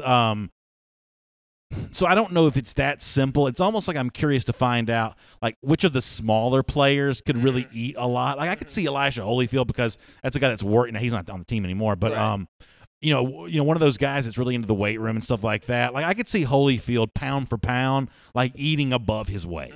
You know what I'm saying? I could see him eating more than his weight would dictate. I could kind of see that a little bit. How about you? I would say Brenton Cox is a guy who I think could eat a lot. Could see that. Although he stays in really good shape. He is the most physically impressive player I think on Georgia's team. I've said this before, that there are a few guys at Georgia. The word freak gets thrown around about athleticism. Certain guys, that guy's a freak. Like Brenton, Adam Anderson. I think no one's going to be in this category. They're those guys that are in that sort of athletic freak category. And I don't know how many extra fries you can be throwing around if you want to stay in that, that kind of that kind of category, right? Yeah. Now, I guess Adam Anderson's case, maybe he could, he could stand to bulk up a little. Yeah. So maybe that might be good for him. But in the case of somebody like Brenton Cox, these guys are doing a pretty good job of staying slim. Yeah. Nick Lurch says that Bubba did talk about serving Waffle House for his Champions Dinner, but whatever he ended up serving was not Like, it was not like fine dining by any stretch whatsoever. I want to say like his dessert was like confetti cake. Like, if you want an example of like it was all the kinds of things like an 11-year-old wanted at his birthday party. Going back to, physically impressive guys, in your time, who are some of the more physically impressive players, having seen them, up close or relatively close? So, Miriam, before I answer that, Miriam Martin Corbin also mentions Cade Mays is a big eater. That looks like a guy that can get some business taken care of there. Most physically impressive Georgia players that I've seen. I like Ogletree for a different standpoint. It's kind of in that category a little bit. I just always thought for a guy like that was pretty good, covering the pass while he was at Georgia as well. That was a guy that also brought a little extra beat for them. Ogletree may be one of the 2 or 3 best high school players I've ever seen. I had a chance to he and his brother Xander, who was also a really good high school player too. I saw them a lot in high school, and he was one of those guys that already had a little bit of muscle on him and knew how to use his body really well in high school. For whatever reason, that's a name that comes to mind for me because he was just a really impressive athlete, a little bit different than what you're talking about in terms of the overall build. But even back then, he already was kind of working on a little bit of a build. I was always pretty impressed by Ogletree. My answer is Lorenzo Carter. Yeah. And I've been around tall guys before. I've covered the UGA basketball team, been around, Karl Anthony Towns, 7-footers of that ilk. But like seeing him in football pads up close, he is truly a giant, and it's very striking to see like how just physically like shredded he is from head to toe. So I know you like Bill Simmons, the former ESPN personality who's, been doing podcasts for a long time. One of the things that Bill used to talk about, I thought this was kind of an interesting point, that he likes basketball a lot. And so one of the things that Bill Simmons would say is he could sort of tell which young basketball players were going to be good because it was the ones who were comfortable being tall. Like for those of you who've known like really tall people in your high school or just in life in general, sometimes they have a tendency to kind of crouch down a little bit. They have a tendency not to own their tallness, for lack of a better phrase. Lorenzo Carter was one of those guys who was tall but seemed really comfortable being tall. I think Adam Anderson's a little bit like that too. One of the reasons why I think that Anderson's going to be a really good player at Georgia is he's another guy that I had a chance to meet about a year or so ago, and he walks in the room. He's got no problem being several inches taller than anybody else. He's not kind of crouching down to get to your level.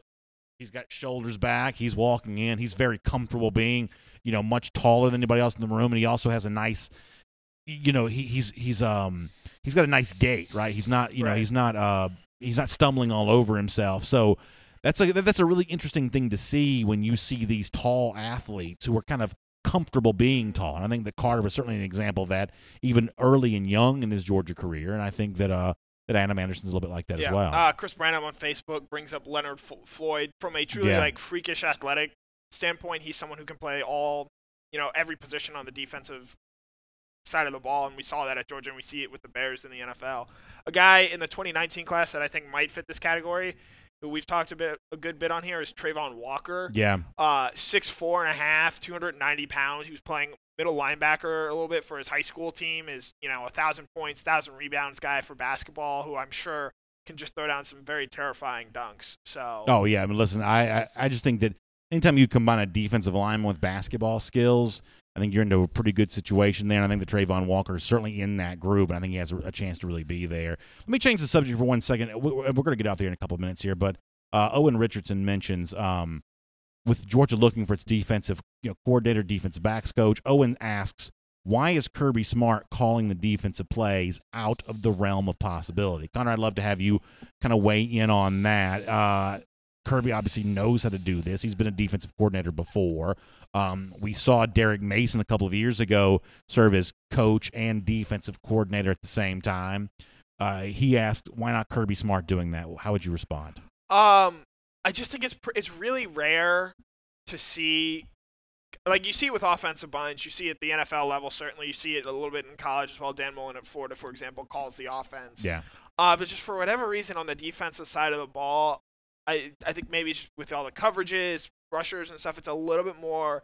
There's I think more you sort of have to pay attention to over the course of a game when you're calling it from a defensive standpoint, and I think it just makes that a little bit more difficult because like Mason gave up those defensive play calling responsibilities pretty quickly. He did. So I think it's something that, like, on paper it sounds doable, but in reality it's something that's very hard to pull off and do it well while also focusing on the rest of your team. So here's what I truly believe. I think that one of the things that you want to use is that defensive coordinator title as a way of cultivating young coaches. That when you take a guy like a Dan Lanning or a Glenn Schumann, you work them up to the role of being defensive coordinator, all of a sudden you've created a pipeline for yourself that can be regenerated. If Kirby Smart were to take over that, that job, those duties for himself, you've essentially squashed your opportunity to kind of develop the coaches you want to have, because guys are aspiring to be defensive coordinator because it can be the next step towards being a head coach, and you want to have a cycle and a pipeline of coaches into your program the same way you do a cycle and a pipeline of players. Now, I do agree with the overall sentiment of the caller, the commenter, which is that Kirby Smart is certainly capable of doing this, and therefore you want him to have that overrule power with the overall game plan of the calls within the game. In fact, Jeff Sentell has told some great stories. Connor, I know you're on the field during the games as well. You can really hear Kirby Smart and his involvement in what the offense is doing. This is a guy that I think has that, I don't know if it's like a savant quality, but he's certainly, a seeming prodigy when it comes to really understanding what an offense is trying to do, how a defense can stop it. So you want him involved, you want him engaged, you want him maybe overruling certain calls. I don't know that you want him coming up with those calls from scratch, though, without a defensive coordinator's input, because that's taking away from his responsibilities somewhere else. And I think you want to cultivate that situation where young coaches can come to Georgia and know they're going to be able to get promoted. If Kirby Smart was also defensive coordinator, you've essentially put the cap on, what level coaches can rise to. The other thing is that I think that Georgia, because it has Kirby, knows that its defensive calls are going to be fine. No matter who gets the public credit for when they work, the defensive game plan for Georgia is going to be fine. I think that Georgia knows that it's got some recruiting issues it's got to square away. It's got to have that guy who can really get in the ear of the top-flight defensive back. It's got to, fill the role that Mel Tucker, filled on this team as a guy that really knew that position group really well. I think that's important to Kirby Smart, and that's what they're considering right now. I don't think as Georgia goes out and looks for more coaches, I don't think it's that worried about defensive game planning. I think it's worried about, how it can get in living rooms with elite defensive backs, and that's what all of this is about right now, because I actually kind of feel the same way about defensive coordinator that I felt about offensive coordinator. One way or another, the Georgia offensive coordinator doesn't matter that much because the philosophy is what's going to lead to Georgia's success or failure. I think defense is the same way. You can make it Schumann. You can make it Lanning. You can make it Schumann and Lanning. You can make it one of those guys with an outside voice brought in. Ultimately, the defense is going to be what it is. It's the recruiting efforts that have to be preserved here, and that's what they're looking for with the defensive backs coach that they're going to be bringing in. Right. To the point of bringing in an outside name, I think we don't like to talk about Alabama and Nick Saban a whole lot in this program, but I think it was very impressive of him to realize, when he brought in Lane Kiffin, I need someone to help update my program and sort of change some of the things that I'm doing. And I wonder, how we sort of start to see Kirby go out and make changes to the way he runs his own program. Because, again, we've talked about this a lot. He's still a very young coach, so he's probably still sticking to his guns a little bit in terms of the way he thinks about football and the way he goes about running his program.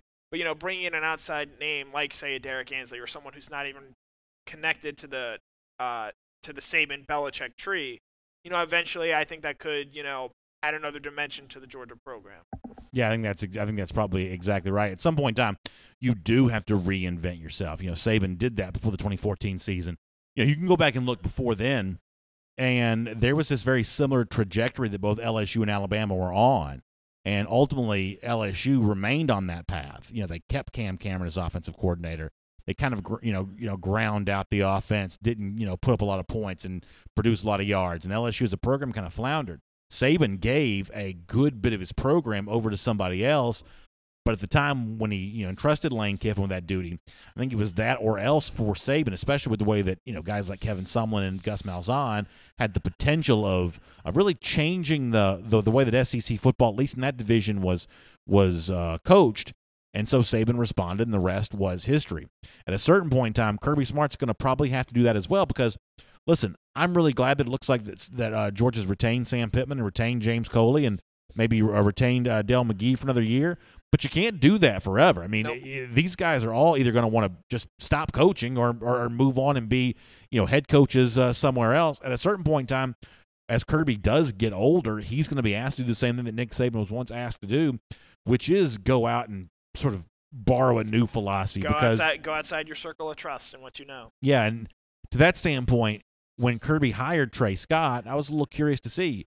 It's one thing to have relationships and be able to bring in a guy you already have a relationship with. It's another thing to look at a young coach. And Trey Scott at the time had been at North Carolina and had just been hired at Ole Miss, but he never really did any real work for Ole Miss. Had really kind of been at North Carolina. When all you've been at is at UNC, it's sort of hard to know what kind of coach you're going to be. You're basically projecting about a coach the same way we project about players. As it turns out, Trey Scott was probably a pretty good hire. Same thing with Dan Lanning. As it turns out, it's probably a pretty good hire. So one of the things I've actually had some confidence in Kirby in is the fact that he's proven to be pretty good at identifying future, I don't want to say stars in the coaching ranks, but certainly identifying capable coaches who are young enough. They don't really have a resume as of yet that would necessarily back that up. Right, and I actually wrote about this morning with my good day UGA. I think he did something similar with Todd Hartley. Hartley, now seems like an obvious candidate given all the ties he has to Georgia, but he's someone who's already developed his name as a great recruiter. And I think, I think he's really going to help that tight end room this year simply because, with Jim Chaney, he was focusing on a whole lot of other stuff in addition to the tight ends, whereas having Hartley just focused on the tight ends, I think is really going to help this Georgia program. All right, last comment. We're going to get ready to get out of here. Matt Rukavina says, don't forget about, on the other side of this is a guy like Brent Venables, who's been the DC at Clemson forever. And that is a good point, too. While eventually you do have to go, pretty extreme with some outsourcing, if you can find that guy, and for Kirby, it probably won't be a defensive coordinator because, he's going to always have, I think, an impact on that side of the ball. But whether it even be a position coach, it doesn't have to be, exactly aligned with Brent Venables, but finding that one guy that you can keep for a really long time. Whether it's McGee coaching running backs or Pittman coaching the offensive line, or I don't even know who it turns out to be. But we've talked about the role that continuity can play in a success formula. So I don't think you can turn over every coach all the time because I do think that hurts you eventually. Like Clemson is absolutely a better program because Venables, is a different 99 or 95% of coaches in Venables' situation who've had the success that he's had would have moved on, 2-3 years ago. Yeah. But, because he's very comfortable at Clemson and he likes it there, and he is, given the way Dabo runs the program, he's given sort of free reign over that defense. And the economics of the sport now make it possible to pay a guy like that, whereas a few years ago, because of the TV contracts and things like that, you couldn't have afforded, even at a school like Clemson, you couldn't have afforded to pay a guy like Venables more than $2 million. Right. So now, the money's still pretty good, and it's not going to be substantially better at another program because no program is going to pay a first-time head coach $4 million. Because here's the other thing, too. It's like if Alabama dealt with the kind of coaching turnover, years ago that it's dealt with this season and it dealt with last season, honestly, I don't think the program would have ever been built up into what it is right now. Right. Alabama can handle this now because it's sort of become Alabama. It's easy to attract new coaches to be a part of, a program that's of the stature that the dynasty that Alabama is. But in like 2008 or 2009, even after one national championship, if Alabama had, lost to Kirby Smart back then or something along those lines, they did have some offensive coordinator turnover over back then, but they were able to keep some bedrock assistants in place. You couldn't have withstood those way back then the way that you can now. So the fact that Georgia's not dealing with more turnover than it has dealt with is actually probably a pretty good thing for how the program establishes itself here going into Kirby's fourth year. Yep. All right, so we will get ready to wrap up. I told you, I'd love to have you come out and see us tonight at the Marlowe's in Beaufort. It's going to be a really good time. It's going to be a really, really fun evening, and I hope that you can be a part of that. We'll talk some recruiting there for you. We'll be back here tomorrow morning at 10 a.m. for DawgNation Daily again. I know many of you are curious to see where is this defensive coaching search going to end itself up. We'll certainly keep following that for you and talking more about that. Thought Jeff Sintel had some really interesting things to say about that on today's program. Y'all have a great day, and we'll look forward to seeing you back here again tomorrow, 10 a.m. for another episode of DawgNation Daily. If you missed a portion of today's show, you can check out the podcast. We'll have it posted for you. You can listen to the audio on-demand version of the show, and then we'll see you again tomorrow at this same time.